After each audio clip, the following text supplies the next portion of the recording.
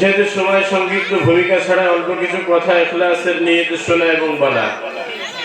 আল্লাহ পাক রব্বুল আলামিন যে কথাগুলো বলবো প্রতিটি কথা যেন আল্লাহ তাআলা আমল করার তৌফিক দান করেন, সকলে বলেন আমিন। আল্লাহু আকবার। আল্লাহ পাক রব্বুল আলামিন সূরা বাকারার 168 নম্বর আয়াত থেকে আলোচনা হচ্ছে। আমাদের সমাজে সব থেকে মারাত্মক সমস্যা যেটা, সে বিষয় নিয়ে খুব অল্প সময়ে কথা হবে। সেটা হচ্ছে হালাল রিজিক, হারামের দিকে বেশি। আমরা যতটুকু কোরআন থেকে শুনবো, আল্লাহ তাআলা যেন, যেহেতু কোরআন থেকে বলতেছি, এটা তো সাধারণ আমার বানানো কথা বলতেছি না। কোরআন থেকে বললে তো আয়াত নাম্বার বলে দিতেছি, কোনো সমস্যা নেই আছে। এজন্য আমরা প্রত্যেকে আমলের নিয়তে শুনবো। আল্লাহ তাআলা আমাদেরকে তৌফিক দান করুক আমল করা, সকলে বলেন আমিন। প্রথমে এই মজমাটার গুরুত্ব সম্পর্কে একটা কথা, যে এখানে আমরা অনেকে প্রত্যেকের কাছে দাবি করবো মাত্র 2-1 মিনিট মাইকের দিকে লক্ষ্য করে যারা এখানে ওখানে বসে আছেন তাদের উদ্দেশ্য করে বলা, এই মজমাটার কত দাম আর কত দামি মজমা আল্লাহ তাআলার দরবারে। একটু খেয়াল করে শুনুন। এখানে আসার প্রয়োজন নাই, বাইরে যারা আছেন মাইকের আওয়াজ শুনতে পেতেছেন তারা একটু আলহামদুলিল্লাহ। এতটুকু আপনাদের কাছে আমার দাবি, 2-1 মিনিট একটু খেয়াল করে শুনুন। এটা আমরা যেখানে বসে আছি একটা জিকিরের মজমা বলা হয়। এটা কিসের মজমা? যেখানে আল্লাহর বড়ত্ব আলোচনা করা হয়। এটা কিসের মজমা বলা হয়? কোরআনের দৃষ্টিতে এটা একটা জিকিরের মজমা।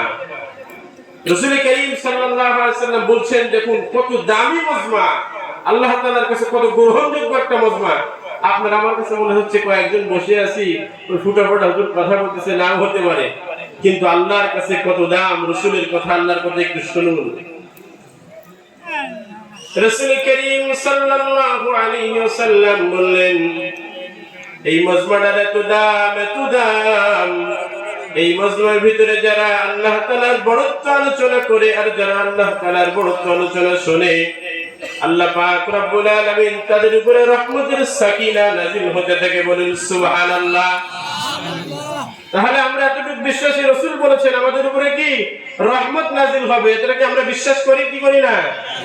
পৃথিবীর প্রত্যেকটা মানুষের কথা মিথ্যা হতে পারে, রাসূল করিম সাল্লাল্লাহু আলাইহি ওয়াসাল্লামের কথা মিথ্যা হতে পারে না। সে রাসূল বলেছেন এই মজমা, জিকিরের মজমার এত দাম, এদের উপরে আল্লাহ তাআলার সাকিনা রহমত নাযিল হতে থাকে।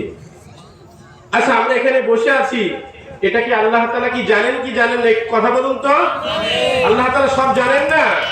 একটু যারা মাইকের আওয়াজ শোনা যাইতেছে একটু লক্ষ্য করে একটু শুনুন। যেখানে দোকানপাটে আছে একটু মন লাগান। এখন বসবেন, এসব পরে ইনশাআল্লাহ নিয়ত করবো বসবো, এতটুকু একটু মন লাগান। আচ্ছা, আমরা এখানে যারা বসে আছি, আল্লাহ তাআলা কি আমাদেরকে দেখতেছেন কি দেখতেছেন না? আল্লাহ তাআলা আমাদের মনের মাকসাদ এটা কি জানেন কি জানেন না? আল্লাহ পাক রব্বুল আলামিন প্রত্যেকটা মানুষের মনের মাকসাদ সম্পর্কে মাওলা জানেন। রব্বে কারীম, আপনার আমার অন্তরের ভিতরে কি কল্পনা কল্পনা হচ্ছে সব মাওলা জানেন।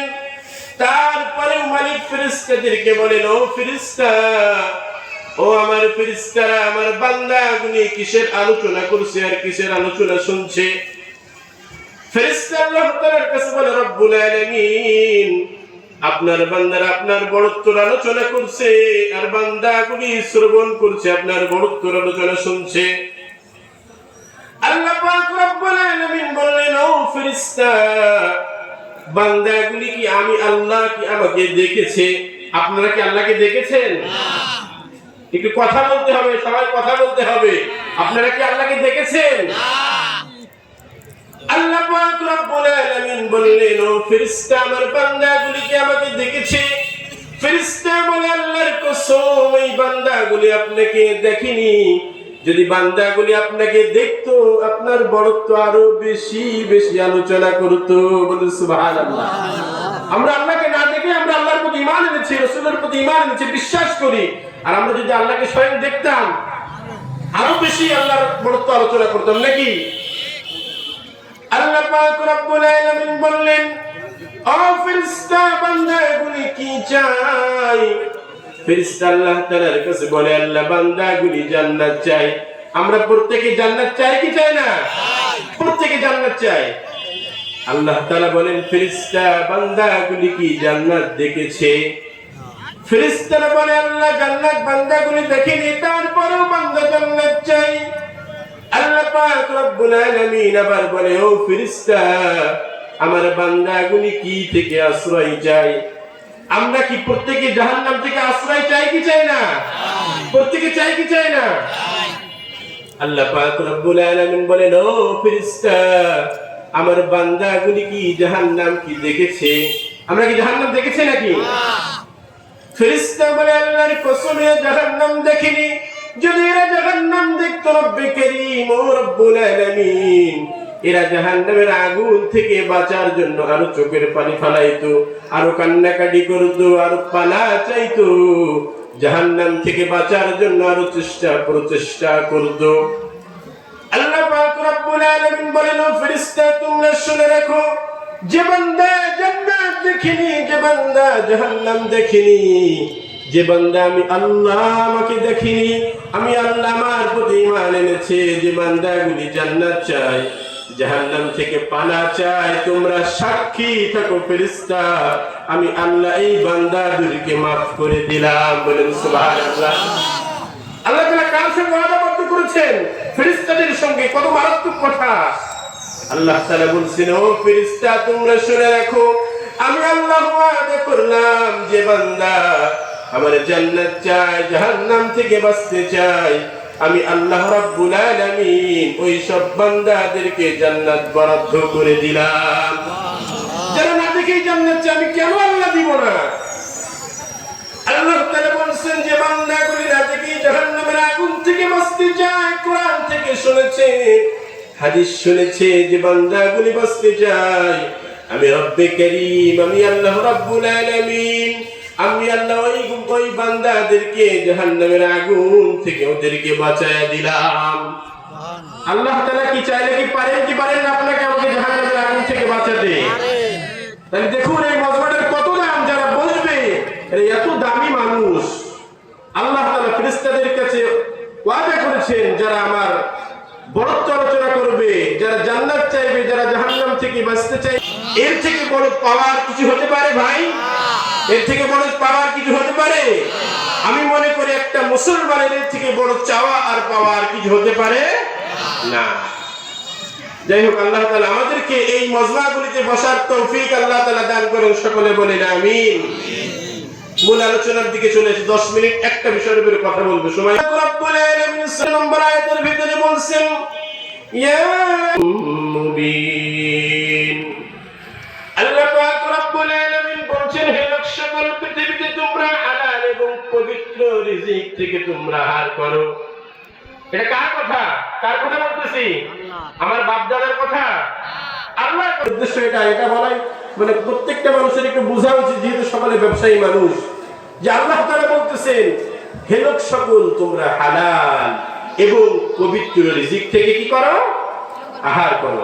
যদি হারামের ভিতরে বরকত থাকতো আর হারামটা যদি আপনার আমার জন্য উপকার হতো, আল্লাহ তাআলা বলতেন তুমি হারাম খাও, বলতেন কি বলতেন না? যেহেতু হালালের ভিতরে বরকত আর হালাল ইবাদত করলে। আচ্ছা আপনারা বলুন তো, আমাদের বিবিরা যখন রান্না করে, যদি রান্নাটা ভালো হয়, পাক যদি ভালো হয়, তো খেতে কি মজা লাগে কি লাগে না? আনন্দ করে খায়। আর যদি খেতে পাক ভালো না হয়, তো মুখে যায় না, আপনি যাই বলেন না কেন, ও ভিতরে ঢুকবে না। আর যদি রান্না ভালো হয়, দেখা 1 প্লেট খায় যে ব্যক্তি, সে ব্যক্তি 2 প্লেটও খেয়ে নেয়। ইবাদতটা এমন, যদি হালাল রিজিক থেকে আপনার শরীরে রক্ত গচ্ছিত হয়, আপনার ইবাদত করতেও মজা লাগবে, ভালো লাগবে, আনন্দ লাগবে। এজন্য আল্লাহ পাক রব্বুল আলামিন বললেন, হে লোক সকল, তোমরা পৃথিবীতে হালাল এবং পবিত্র রিজিক থেকে তোমরা আহার করো। আল্লাহ পাক রব্বুল আলামিন সূরা বাকারার 172 নম্বর আয়াতের ভিতরে অনেক জায়গায় বললেন, খেয়াল করুন প্রিয় ভাইরা আমার।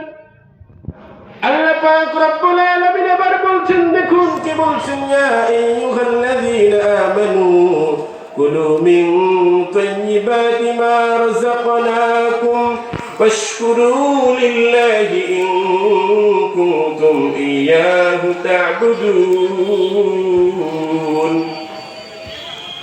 আল্লাহ পাক রব্বুল আলামিন প্রথম জায়গায় বলেছেন, হে লোক সকল, তোমরা হালাল এবং পবিত্র রিজিক দ্বারা আহার করো। আর শয়তান আমাদের কি বন্ধু না শত্রু? কথা বলেন না, শয়তান কি আমাদের বন্ধু না শত্রু? শয়তান আমাদের শত্রু। আল্লাহ তাআলা এটাও বলেছেন যে শয়তান তোমাদের প্রকাশ্য শত্রু দাও। শয়তান কি? এই যে আমরা এখানে ঘুরে বেড়াইতেছি, এটা শয়তান আমাদেরকে এমন ধোঁকা দিচ্ছে যে আমরা কোরআনের মজলিস ছেড়ে আল্লাহ তাআলার বড়ত্ব আলোচনা বাদ দিয়ে এখানে ওখানে লেগে আছি। এটা কার ধোঁকা? এটা তো শয়তানের প্রকাশ্য শত্রু, আমরা বুঝতেছি না যে কিভাবে ধোঁকা দিচ্ছে আপনাকে আমাকে। মানুষ এত অসচেতন। আল্লাহ পাক রব্বুল আলামিন প্রথম জায়গায় বলেছিলেন হে লোক সকল, আল্লাহ তাআলা বলেছিলেন হে লোক সকল তোমরা হালাল এবং পবিত্র রিজিক থেকে আহার করো। আল্লাহ তাআলা এবার কি বলছেন দেখুন, আল্লাহ তাআলা বলছেন হে লোক সকল তোমরা যদি ঈমান এনে থাকো, আল্লাহ বলছেন ইয়া আইয়ুহাল্লাযীনা আমানু কুলু মিন তাইয়্যিবাতি মা রাযাকনাকুম ওয়াশকুরু লিল্লাহি ইন কুনতুম ইয়্যাহু তা'বুদুন।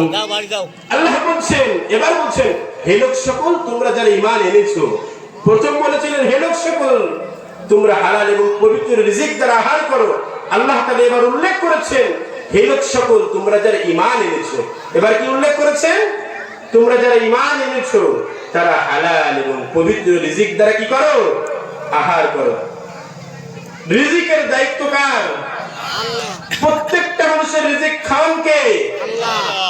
গোটা পৃথিবীতে যত মাখলুকাত আছে, একটা ছোট পিকুলিকা থেকে যত বড় প্রাণী হোক না কেন, প্রত্যেকটা মানুষের রিজিকের দায়িত্ব কার?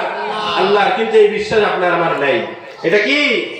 আমি একটা কোরআন হাদিসে বুঝিয়ে দিচ্ছি, এই বিশ্বাস আপনার আমার উপরে নাই। আপনার মনে হচ্ছে কালকে যদি কাজে না যায় তাহলে মনে বাড়ি চলা করবেন না। আপনার মনে হচ্ছে কালকে যদি কাজে না যায় আপনি কাজের উপরে তাওয়াক্কুল করেছেন, কিন্তু আপনি আল্লাহর উপরে তাওয়াক্কুল করেননি। আল্লাহ পাক রব্বুল আলামিন সূরা জুমার 10 নম্বর আয়াতের ভিতরে বলছেন فإذا قضيت الصلاة فانتشروا في الأرض وابتغوا من فضل الله واذكروا الله كثيرا لعلكم تفلحون। আল্লাহ পাক রব্বুল আলামিন বলেন তোমরা সালাত আদায় করো, সালাত আদায় করে তোমরা জমিনে রিজিকের সন্ধানে ছড়িয়ে পড়ো। আল্লাহ তাআলা কি আপনাকে ঘরে হাত পা গুটিয়ে বসে থাকতে বলেছে নাকি? আল্লাহর উপরে এমন তাওয়াক্কুল করতে হবে। দুনিয়াতে রিজিকের ব্যবস্থা করেছেন আল্লাহ। আল্লাহর প্রতি ঈমান এবং তাওয়াক্কুল করে রিজিকের সন্ধানে দুনিয়াতে বেরিয়ে যেতে হবে কাজ করার জন্য। আপনার আমার আল্লাহর উপরে তাওয়াক্কুল নেই, বিশ্বাস নেই, কিন্তু সাহাবীদের কেমন বিশ্বাস কেমন তাওয়াক্কুল ছিল একটু মনোযোগ দিয়ে শুনুন। একদল সাহাবী ইয়ামান থেকে মদিনাতে হিজরত করে এসেছেন। তাদের কাছে শুধুমাত্র পানি ছাড়া পিপাসার মতো পান করার মতো কিছু নাই, কোনো খানা পিনা নাই। তাদের কাছে শুধু ছিল একমাত্র পানি। তাই ইয়ামান থেকে হিজরত করে মদিনাতে যখন গেলেন, পানিটুক পান করার পর রাসূল করিম সাল্লাল্লাহু আলাইহি ওয়াসাল্লামের দরবারে গেলেন, বললেন ইয়া রাসূলুল্লাহ আমরা ইয়ামান থেকে হিজরত করে মদিনাতে এসেছি। আমরা রাসূল করিম সাল্লাল্লাহু আলাইহি ওয়াসাল্লামের কাছে বললেন আমরা ইয়ামান থেকে হিজরত করে মদিনাতে এসেছি, আমাদের কাছে কোনো খাবার নাই, আমরা বড় ক্ষুধার্ত। আপনার কাছে যদি কোনো হাদিয়া তোফা এসে থেকে আমাদের জন্য একটু পাঠায়েন। সাহাবীরা বলছেন ইয়া রাসূলুল্লাহ যদি আপনার কাছে যদি কোনো সাধারণত আমাদের জন্য কোনো সমস্যা হয় আমরা নেতা গোদাদের কাছে যাই, মেম্বার চেয়ারম্যানের কাছে যাই কি যায় না? ঠিক ওই সাহাবীগুলো, রাসূল তো ওই সময় নেতা ছিলেন, রাসূল খুব আল্লাহওয়ালা ব্যক্তি ছিলেন। মানুষরা প্রত্যেকে রাসূলকে এত বিশ্বাস করতেন, ভালোবাসতেন, এজন্য রাসূলের কাছে তাদের কষ্টের কথা জানিয়েছেন। ইয়া রাসূলুল্লাহ আপনার কাছে যদি কোনো খাবার আসে, যদি কোনো হাদিয়া আসে আমাদের জন্য একটু পাঠায়েন, আমরা বড় ক্ষুধার্ত। এখন এটা বলে যখন যাইতেছে রাসূল করিম সাল্লাল্লাহু আলাইহি ওয়াসাল্লাম কোরআনুল কারীম থেকে একটা আয়াত তেলাওয়াত করছিলেন। সরকারে দো আলম নবী মুহাম্মদুর রাসূলুল্লাহ সাল্লাল্লাহু আলাইহি ওয়াসাল্লাম কোরআনুল কারীম থেকে একটা আয়াত তেলাওয়াত করতেছিলেন। ওয়া মা মিন দাব্বাতিন ফিল আরদি ইল্লা আলাল্লাহি রিজকুহা। আল্লাহ পাক রব্বুল আলামিন এই আয়াতি কারিমার ভিতরে বলতেছেন পৃথিবীতে এমন কোন প্রাণী নাই, পৃথিবীতে এমন কোন প্রাণী নাই যার রিজিকের দায়িত্ব আমি আল্লাহ তাআলা গ্রহণ করি। আর পৃথিবীতে যত মাখলুকাত রয়েছে, যত কীট পতঙ্গ রয়েছে, আল্লাহ পাক রব্বুল আলামিন প্রত্যেকটা মাখলুকাত কীট পতঙ্গের রিজিকের দায়িত্ব আল্লাহ পাক গ্রহণ করেছেন। সাহাবীরা চিন্তা করলেন যদি একটা জানোয়ারের রিজিকের দায়িত্ব যদি আল্লাহ তাআলা গ্রহণ করতে পারেন, আমরা তো মানুষ অনেক দামি মাখলুকাত, নিশ্চয়ই ওর যদি রিজিকের দায়িত্ব আল্লাহ তাআলা গ্রহণ করে থাকেন, আমার রিজিকের দায়িত্ব আল্লাহ তাআলা গ্রহণ করেছেন, কোনো টেনশন নাই, কোনো চিন্তা নাই। স্ত্রীর কাছে সংবাদ দিয়েছেন, সন্তানের কাছে সংবাদ জানিয়েছেন, কোনো টেনশন করো না, চিন্তা করো না, আল্লাহ তাআলার পক্ষ থেকে নিশ্চয়ই খাবারের কোনো ব্যবস্থা হয়ে যাবে। ইয়ামান থেকে আসে সাহাবীরা তাদের স্ত্রী সন্তানদেরকে বলেছেন, বিবিরা তোমরা কোনো চিন্তা করো না, নিশ্চয়ই আল্লাহ পাক রব্বুল আলামিন তোমার জন্য আমার জন্য রিজিক পাঠাবেন। এটা কার প্রতি ঈমান এনেছেন, কার প্রতি বিশ্বাস করেছেন? আল্লাহর প্রতি। ওরা চিন্তা করেছেন যে আল্লাহ একটা কুকুর, একটা নিকৃষ্ট প্রাণী, একটা জানোয়ার, তার রিজিক যদি খাওয়াতে পারেন, আপনাকে আমাকে কেন খাওয়াবেন না? আল্লাহর প্রতি এমন ঈমান আনার জন্য আল্লাহ পাক রব্বুল আলামিন, আমার রব্বে কারীম তাদের জন্য আসমান থেকে খাবার পাঠিয়ে দিয়েছেন। আল্লাহ পাক রব্বুল আলামিন সাহাবীগুলো দেখলেন তাদের সামনে খামসা ভরা রুটি আর মাংস নিয়ে কিছু মানুষ হাজির হয়ে গিয়েছে। বলুন সুবহানাল্লাহ। ইয়ামান থেকে আসে সাহাবীগুলো হিজরত করে পেট ভর্তি খানা খেয়েছেন, আরাম করে যখন খানা খেয়েছেন ওরা চিন্তা করেছেন আমরা তো তৃপ্তি সহকারে খানা খেলাম, অবশিষ্ট যে খানাটা এটা আমরা রাসূলের কাছে নিয়ে চলে যাই। চিন্তা করছেন নষ্ট না করে এটা রাসূলের কাছে নিয়ে চলে যায়। ওরা মনে করেছে রাসূল হয়তো পাঠিয়েছে। ইনকেস কথার কথা, আপনার আমার কোনো অভিযোগ যদি কোনো চেয়ারম্যান বা মেম্বারের কাছে দেন, তো যদি কোনো ব্যবস্থা হয় আপনি মনে করবেন স্বাভাবিক হওয়ার কথা, যেমন হয়তো চেয়ারম্যান সাহেব চাউলের কথা বলেছিলাম, মনে হয়তো অভাবের কথা বলেছিলাম, চেয়ারম্যান সাহেব হয়তো 20 কেজি চাউল পাঠিয়েছে। এটা স্বাভাবিক না অস্বাভাবিক? এটা তারাও মনে করেছে হয়তো রাসূলের কাছে জানিয়েছিলাম, রাসূল হয়তো আমাদের জন্য কিছু খাবারের ব্যবস্থা করেছে, কোন হাদিয়া এসেছিল হয়তো আমাদের জন্য পাঠিয়েছে। কিন্তু বিষয়টা ভিন্ন। ইয়ামান থেকে হিজরত করে আসে সাহাবীগুলো রাসূল করিম সাল্লাল্লাহু আলাইহি ওয়াসাল্লামের কাছে গেলেন। সরকারে দো আলম নবী মুহাম্মদ সাল্লাল্লাহু আলাইহি ওয়াসাল্লামের কাছে যখন গেলেন, সাহাবীরা বললেন, ইয়া রাসূলুল্লাহ, আপনি যে খাবারগুলি পাঠিয়েছিলেন, অবশিষ্ট খাবারটা আমরা চিন্তা করলাম নষ্ট না করে আপনার দরবারে পৌঁছায় দিই। যদি কোনো ক্ষুধার্ত ব্যক্তি থাকে আপনি তাদেরকে বন্টন করে দিন। রাসূল করিম সাল্লাল্লাহু আলাইহি ওয়াসাল্লাম বলছেন, বিষয়টা বুঝলাম না। সাহাবীরা বললেন, ইয়া রাসূলুল্লাহ, আমরা আপনার কাছে অভিযোগ জানিয়েছিলাম যদি কোনো কোথাও থেকে যদি কোনো হাদিয়া, কোনো খাবারের ব্যবস্থা হয়ে যায় আমাদের জন্য একটু পাঠান। সাহাবীরা বলতেছেন, তোমাদের আসল বিষয়টা কি সেটা বলো। এটা বলে যাওয়ার পরে কি ঘটেছিল সেই বিষয়গুলো আমাকে একটু বিস্তারিত খুলে বলো। সাহাবীরা বলছেন, ইয়া রাসূলুল্লাহ, আপনার কাছে যখন বিষয়টা আমরা প্রস্তাব দিয়েছিলাম, যাওয়ার সময় আপনি কোরআনুল কারীম থেকে সূরা হুদের 7 নম্বর আয়াতের ভিতরে এটা এসেছে, আল্লাহ পাক বলেছেন যেটা। সাহাবীরা বলছেন, ইয়া রাসূলুল্লাহ, আপনি দেখলাম ওই সময় কোরআনুল কারীম থেকে একটি আয়াত তেলাওয়াত করতেছিলেন, ওয়া মা মিন দাব্বাতিন ফিল আরদি ইল্লা আলাল্লাহি রিজকুহা। সাহাবীরা বলছেন, ইয়া রাসূলুল্লাহ, আমরা চিন্তা করেছিলাম, আমরা আল্লাহর প্রতি বিশ্বাস করেছিলাম যে আল্লাহ পাক রব্বুল আলামিন একটা কীট পতঙ্গ, একটা নিকৃষ্ট জানোয়ারের রিজিকের দায়িত্ব নিয়েছেন। সে আল্লাহ পাক রব্বুল আলামিন নিশ্চয়ই আমার কোনো না কোনো খাবারের ব্যবস্থা করবেন। সরকারে দো আলম নবী মুহাম্মদ সাল্লাল্লাহু আলাইহি ওয়াসাল্লাম বলছেন, শেষ করে দিচ্ছি। সরকারে দো আলম নবী মুহাম্মদ সাল্লাল্লাহু আলাইহি ওয়াসাল্লাম বলছেন, তোমরা যে আল্লাহর প্রতি ঈমান এনেছো, বিশ্বাস করেছো, সেই আল্লাহ পাক রব্বুল আলামিন তোমাদের জন্য স্বয়ং খাবারের ব্যবস্থা করেছে। বলুন সুবহানাল্লাহ। এজন্য আমাদের আল্লাহর প্রতি ঈমান আনতে হবে, আল্লাহর প্রতি বিশ্বাস করতে পারবো না ইনশাআল্লাহ। আল্লাহ তাআলা আমাদেরকে তৌফিক দান করে। সকলে বলেন আমিন। যেহেতু আযানের টাইম হয়ে গিয়েছে, এখানে হয়তো 7:30টায় নামাজ না, এখানে 7:30টায় নামাজ, আমাদের মসজিদে 7:45-এ নামাজ। যেটা এখন আর কথা বলার সুযোগ নেই। অর্থাৎ যে কথাগুলো বলেছি কোরআন এবং হাদিস থেকে, আল্লাহ তাআলা আমাদের প্রতিটি কথা আল্লাহ পাক যেন আমল করার তৌফিক দান করেন। সকলে বলেন আমিন। ওয়া আখিরু দাওয়ানা আলহামদুলিল্লাহি রাব্বিল আলামিন।